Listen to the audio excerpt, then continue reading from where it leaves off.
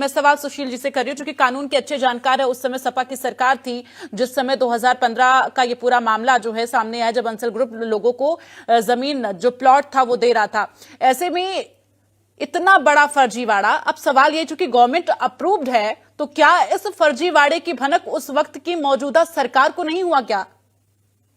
देखिए, जो आप ये बात तो सही है कि उस समय हुआ भी होगा और बहुत सारी एप्लीकेशन मूव भी की गई थी, लेकिन किसी प्रकार की कोई कार्रवाई नहीं हुई है। लेकिन जहां तक वर्तमान समय की बात है, मैं आपको एक बात बताना चाहूंगा कि मैं सीएम योगी आदित्यनाथ जी को बहुत बहुत धन्यवाद देना चाहूंगा कि उन्होंने तत्काल संज्ञान में आते ही एक्शन लिया।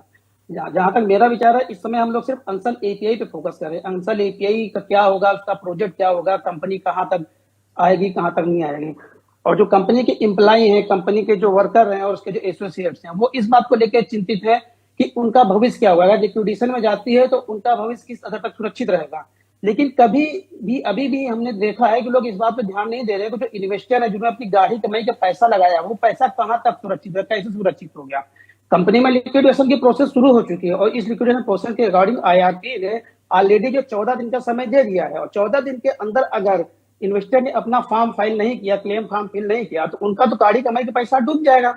हाँ, कुछ लोगों का तो ये मानना है कि कंपनी 2023 में भी हमारी जो है एनसीएलटी में गई थी और बैंकरप्ट हुई थी, लेकिन वो उसकी वास्तविकता अलग थी। जहां तक उसकी बात थी, वो एक पर्टिकुलर प्रोजेक्ट के लिए हुआ था। और जो वर्तमान समय सिचुएशन है, जो एनबीएफएल या आईएफएल कंपनी है, उसने इनको पैसा दिया था, उसमें कंपनी पे इन्वेस्ट किया था, इसलिए वो एनसीएलटी पे गई है।